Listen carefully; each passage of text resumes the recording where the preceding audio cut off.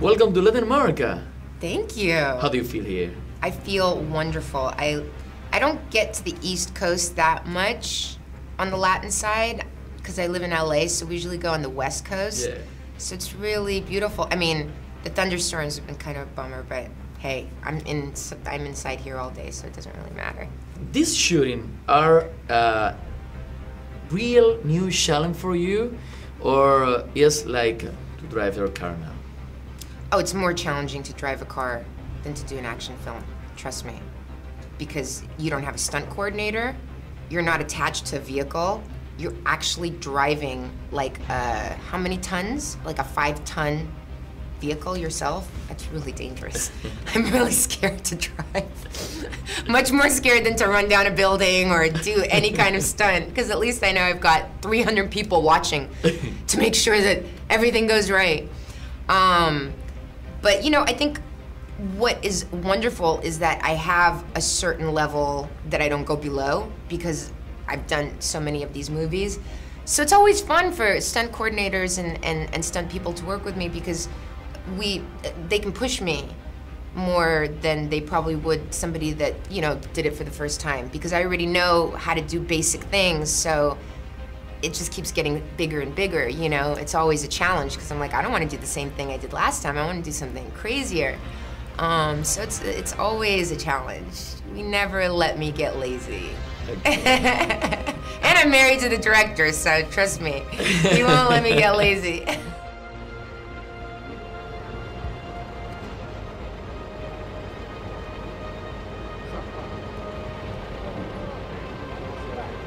How do you see the evolution of this franchise?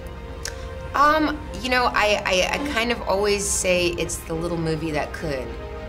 And it really was. It started out this tiny, foreign-financed, you know, indie action horror flick, and really turned into this incredible franchise, you know? I mean, it's amazing the growth from the first film where we only had like 3 sets, and 2 of them were hallways that we would just change things around, you know, to make it look different because we had no money to do anything, and how it's just grown and grown in scope, in the fact that now we have the, you know, with the ability to travel, to film in different locations, to give people a real spectacle, where before it was always very claustrophobic, and then suddenly the movie opened up.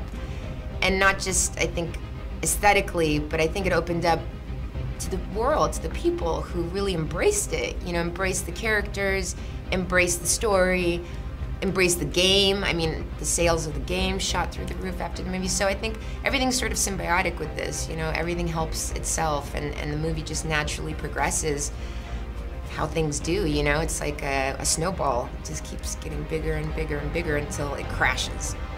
So hopefully we'll make one more for the big crash. And it'll be big.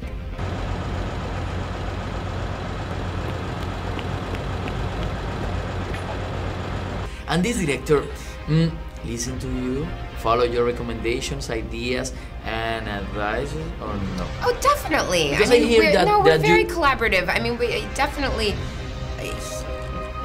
When I have a good idea, he's the first person to say it's a good idea. When my idea is silly. I don't say stupid in front of my daughter, so every time I start saying stupid, I'm like, silly. But every time I have a stupid idea, he's like, it's totally stupid. So, you know, he's very honest with me, which is great, because in the end, you have 2 minds working together. And I mean, he's the writer. I mean, in the end, he's the one that can sit down and write a script. I could never do that. I can just read it and criticize it. You know, we're all critics, but can you actually sit down and write it? Well, then why are you talking? I'm just saying, I think maybe you could think of something kind of like that. Okay. It's like, okay, fine.